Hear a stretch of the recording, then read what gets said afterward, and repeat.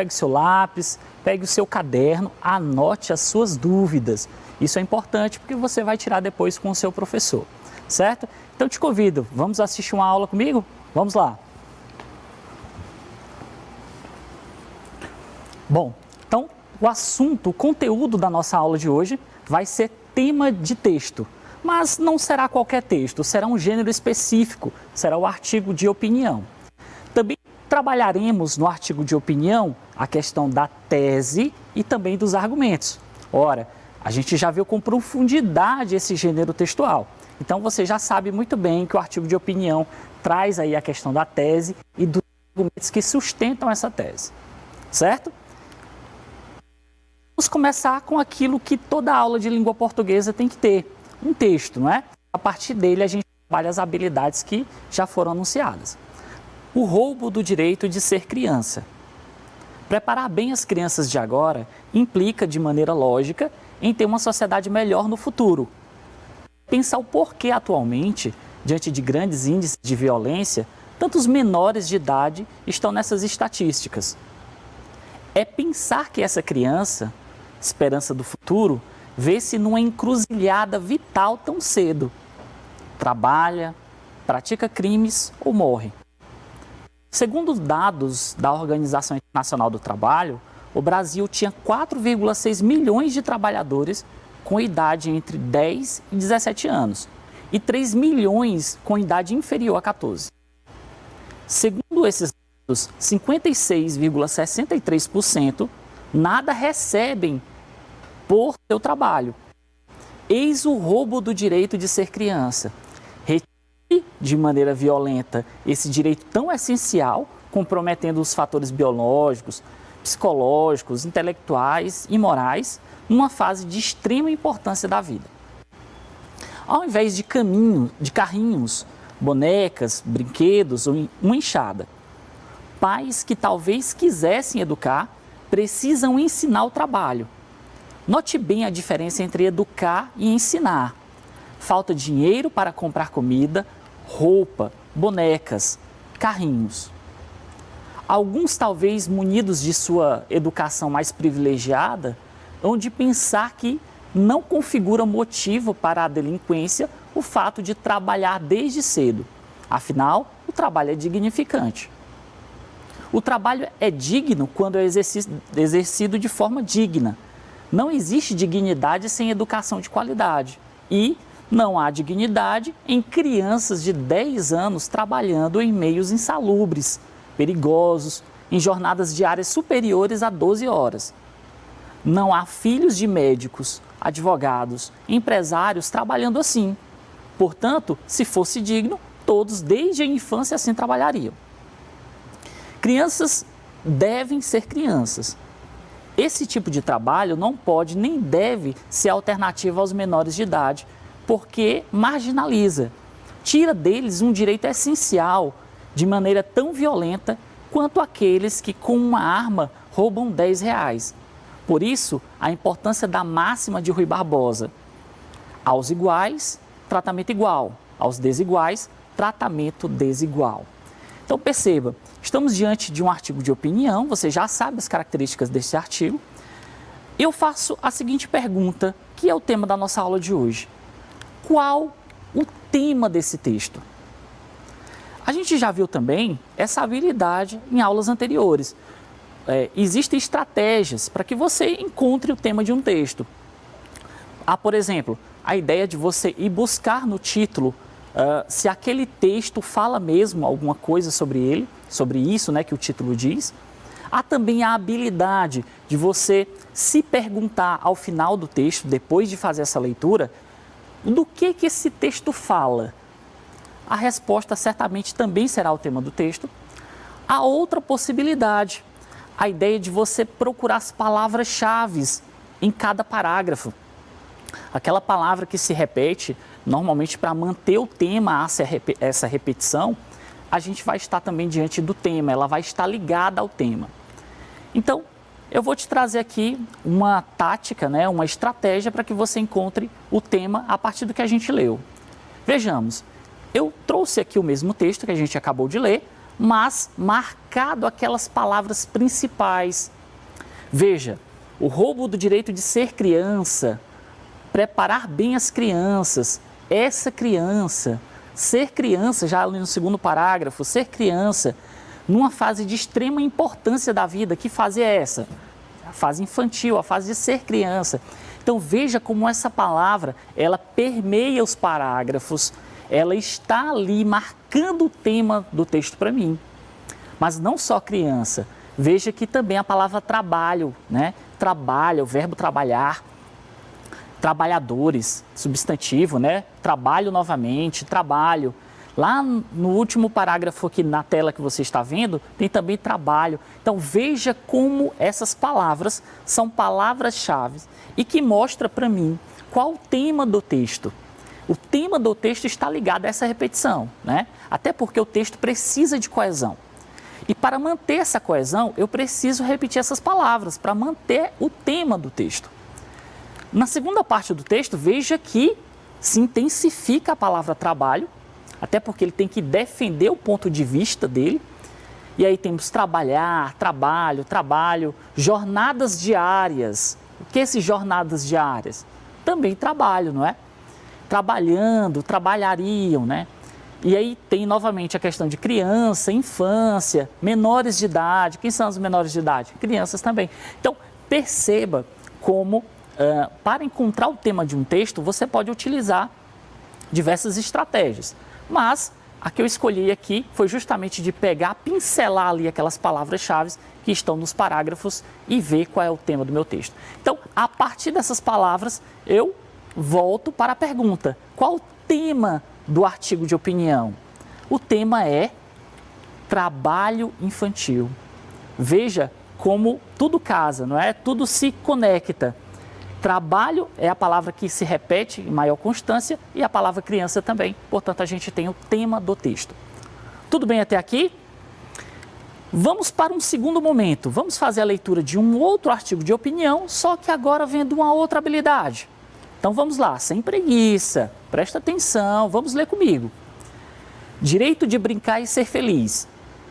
Legalmente, as crianças hoje têm garantido o direito a um nome e nacionalidade, à saúde e à educação. Dentre os direitos da criança estabelecidos no Estatuto da Criança e do Adolescente, destaco o brincar como uma necessidade da criança, um jeito gostoso de aprender e se divertir. Pesquisas têm revelado que as brincadeiras ao ar livre, em parques e praças públicas, deixam as crianças mais felizes. No entanto, as crianças estão cada vez mais distantes do sol, da grama, das pedras, da areia, da água, da natureza. Para os pais, já não é mais possível deixá-las brincando na rua com os vizinhos. O trânsito e a violência urbana tiraram esta oportunidade. Em alguns condomínios de apartamentos, não se previu a necessidade e o direito dos pequenos de brincar. Diante desta necessidade, eles brincam entre os carros nos estacionamentos dos prédios. Nas escolas infantis, encontramos pátios cimentados, brinquedos inadequados à faixa etária das crianças e, logo, embargados pelos órgãos competentes, né? Pensem numa creche em que as crianças olham para o escorregador, o balanço, o gira-gira e não podem brincar. Elas existem. Pensem no período escolar de uma criança de 5, 6, 7 anos de idade, onde não há nem espaço, o playground, área verde, tempo para brincar. Eles existem, esse tempo existe, esse espaço existe, mas é inadequado. Nos espaços públicos encontramos praças abandonadas, sujas, brinquedos quebrados. Imaginem uma praça, um domingo de sol, crianças ávidas para correr, pular, dançar, movimentar-se ou simplesmente olhar as plantinhas, passarinhos, sentir o vento. As crianças olham para os destroços do que um dia foi um brinquedo. Desistem de brincar e então arriscam-se. Elas existem. Falta segurança, água potável, banheiros públicos, dignidade para exercer o direito de criança.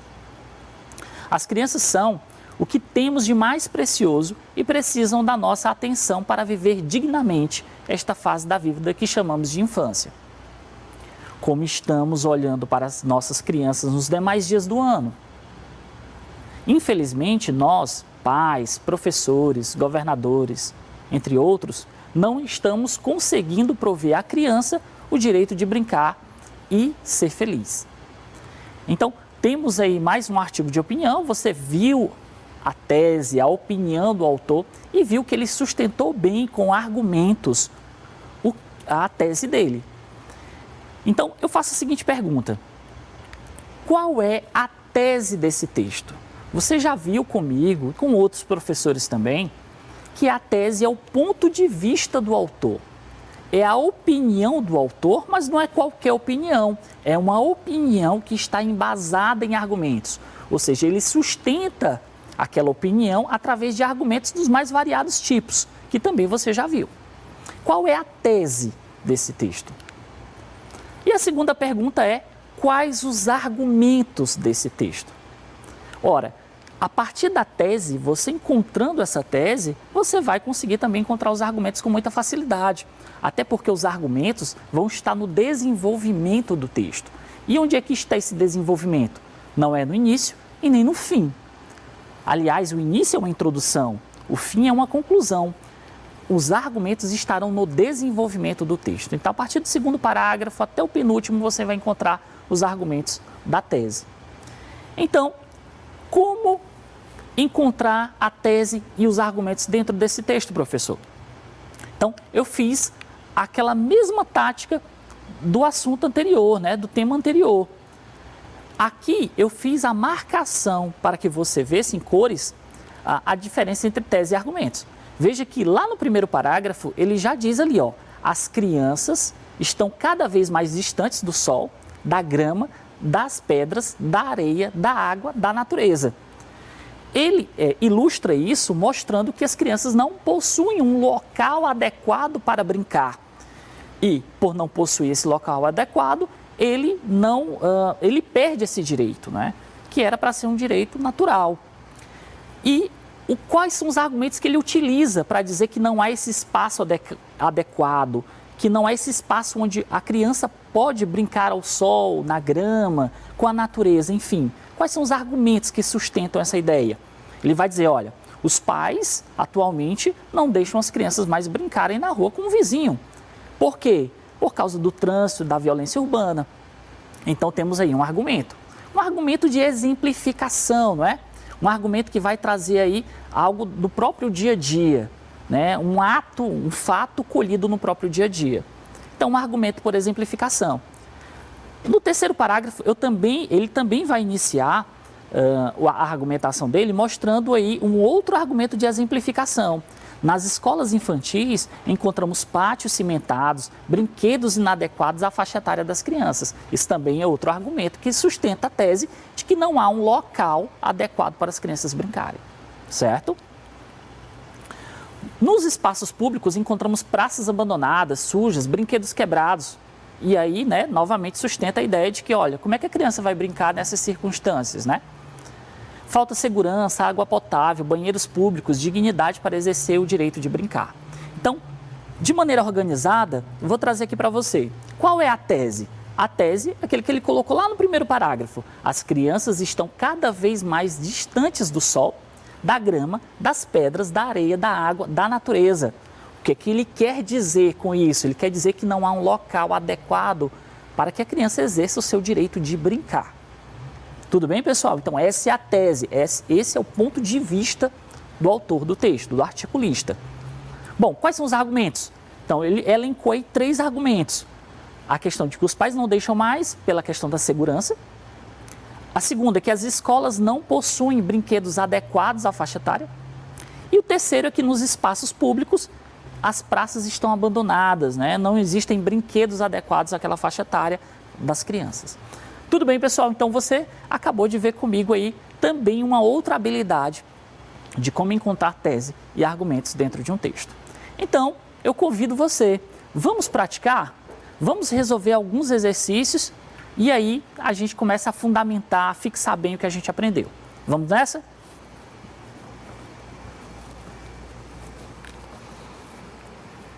Bom, então o primeiro texto que vai surgir aí é um trecho de um artigo de opinião que foi publicado no estado de São Paulo, e eu quero que vocês prestem bem atenção porque as opiniões aqui descritas são de uma determinada época. A gente vê aí que é de 2004, então vamos tentar entender esse contexto. O celular destruiu um dos grandes prazeres do século passado, prosear ao telefone. Hoje, por culpa deles, somos obrigados a atender chamadas o dia todo. Viramos uma espécie de telefonistas de nós mesmos. Desviamos chamadas, pegamos e anotamos recados. Depois de um dia inteiro bombardeado por ligações curtas, urgentes e, na maioria das vezes, irrelevantes, quem vai sentir prazer numa simples conversa telefônica? O telefone, que era um momento de relax, né, de relaxar na vida da gente, virou um objeto de trabalho.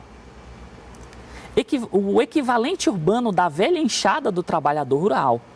Carregamos o celular ao longo do dia como uma bola de ferro fixada ao corpo, uma prova material do trabalho escravo. E aí eu paro aqui um minuto só para destacar para você. Ele compara o celular à bola de ferro porque o celular, aí em 2004, ainda estava começando, né, a ser difundido. Então os celulares realmente eles eram grandes, eles eram pesados. Então por isso essa comparação com os tijolos, né, com bola de ferro. Tudo bem? Então voltando ao texto. O celular banalizou o ritual da conversa à distância. No mundo pré-celular, havia na sala uma poltrona, uma mesinha exclusiva para a arte de telefonar. Hoje, tomamos como um transe, né? Andamos pelas ruas, restaurantes, escritórios e até banheiros públicos, berrando sem escrúpulo, né? Sem escrúpulos num pedaço de plástico colorido, que é o celular. Misteriosamente, uma pessoa ao celular ignora a presença das outras. Conta segredos de alcova dentro do elevador lotado. É uma insanidade. Ainda não denunciada pelos jornalistas, nem estudada com o devido cuidado pelos médicos. Aliás, duas das classes mais afetadas por esse fenômeno, o fenômeno do uso do celular, não é?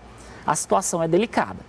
Então, veja aí que eu tenho sim argumentos, eu tenho uma tese sobre a questão do uso do celular e eu tenho os argumentos que vão defender sim essa tese.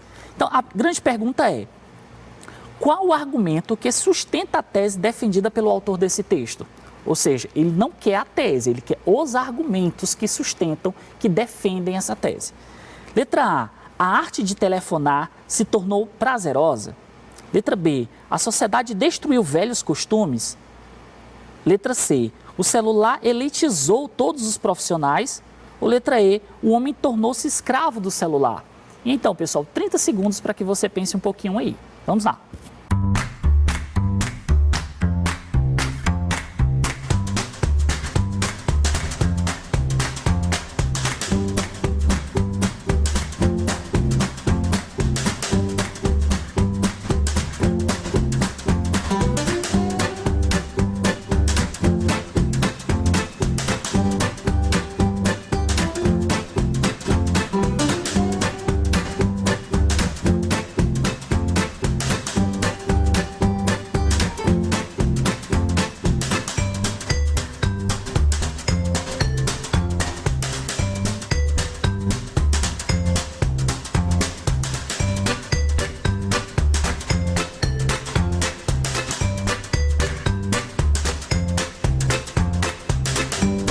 E então, já podemos voltar?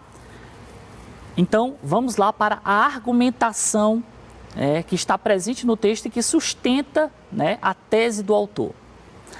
Letra A arte de telefonar se tornou prazerosa. Ele fala do prazer de usar o celular, né? Essa arte de telefonar, ele fala isso, ele defende a tese dele com esse argumento. É fato que não, né? Ele vai, pelo contrário, dizer que não é um prazer, um desprazer, não é? Nos dias atuais, no caso de 2004, eles que antigamente isso era um prazer, mas que acabou se tornando um desprazer. Então não é a letra A. Letra B, a sociedade destruiu velhos costumes. Na verdade, não é a sociedade que destruiu velhos costumes. O tema aqui é sobre o uso do celular, não é como uma ferramenta para o dia a dia, inclusive para o uso do trabalho. Então, não é a sociedade que vai destruir os velhos costumes. Então, não é a letra B. Letra D, o celular elitizou todos os profissionais. Bom, ele não fala de todos os profissionais e também não fala em elitizar, não é? Quer dizer, só profissões superiores, né, que vão ter o acesso ao celular. Não, ele não fala desse aspecto. Então, não é a letra D. E letra E, o homem tornou-se escravo do celular. Ora, se ele, dentro do texto, compara o celular com uma bola de ferro, né, é o equivalente à enxada na época escravagista, então, é claro que ele está comparando aí o celular a algo realmente que escraviza o homem. Portanto, correta aí, e aí a gente encontra esse argumento lá na terceira estrofe, terceiro parágrafo, desculpa. Então a gente encontra a resposta aí na letra D. O homem tornou-se escravo do celular. Vamos para o próximo texto, Cultura e Sociedade. A importância da água tem sido notória ao longo da história da humanidade, possibilitando desde a fixação do homem à terra, às margens de rios e lagos, né? Até o desenvolvimento de grandes civilizações, através do aproveitamento do grande potencial deste bem da natureza. A sociedade moderna, no entanto, tem se destacado pelo uso irracional dos recursos hídricos, o desperdício desbaratado de água potável, a poluição dos reservatórios naturais e a radical intervenção nos ecossistemas aquáticos, de forma a arriscar não só o equilíbrio biológico do planeta, mas a própria natureza humana. Então, a pergunta que segue é a seguinte: um argumento que sustenta a tese de que a sociedade moderna tem utilizado de forma irracional seus recursos hídricos, a água, né, é que, letra A água acompanha a história através dos séculos. B, a água possibilitou o surgimento de grandes civilizações. Letra C, o equilíbrio biológico do planeta está em grande risco. E letra D, o homem tem sempre se fixado às margens dos rios. E então, pessoal, 30 segundos para que você possa aí verificar a resposta. Vamos lá?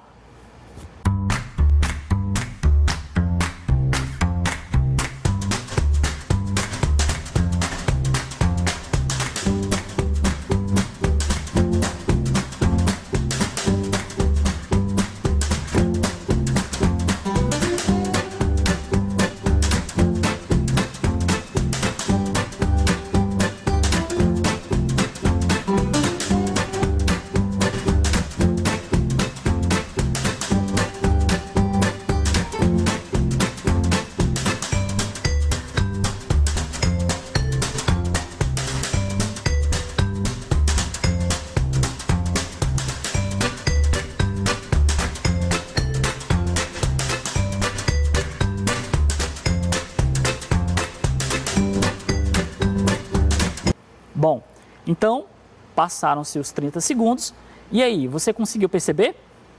Se você foi lá no fim do texto, você vai perceber o seguinte, ó, quando ele diz o desperdício desbaratado de água potável, a poluição dos reservatórios naturais e a radical intervenção nos ecossistemas aquáticos de forma a arriscar.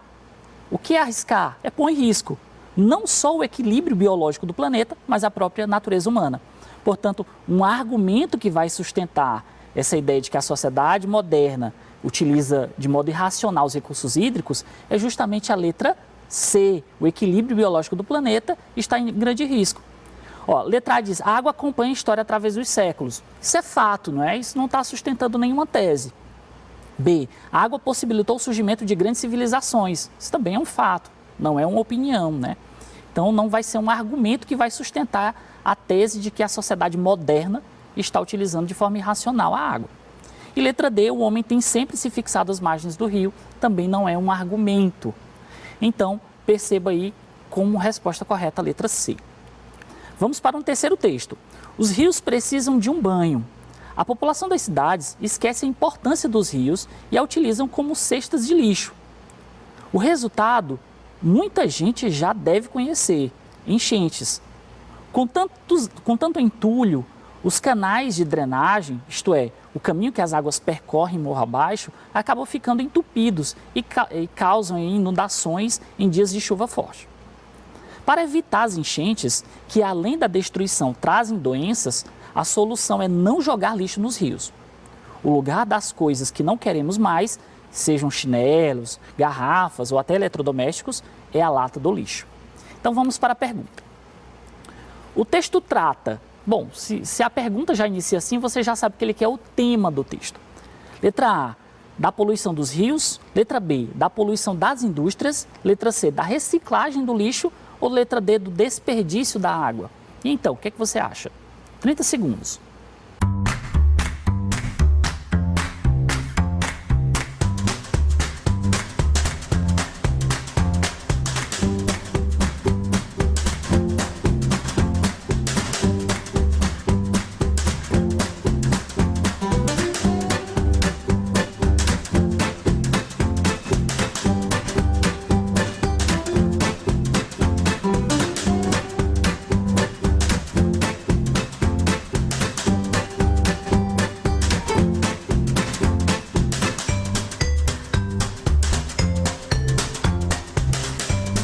Bom, vamos lá.